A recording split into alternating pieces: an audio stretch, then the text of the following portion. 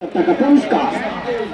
Thank you যারা উপহার দিয়েছেন। খেলাকে মাত্র একটু অতিরিক্ত করবার জন্য, খেলাকে আবেগপ্রবণ করবার জন্য, গতি বাড়ানোর জন্য কিন্তু এই অফারটি এসেছে।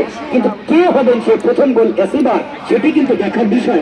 নাকি অমীমাংসিত থেকে যাবে, নির্ধারিত সময়ে খেলা শেষ হবে না, সেই খেলাটি স্পট কিকে গিয়ে শেষ হয়, সেটি কিন্তু দেখার বিষয়।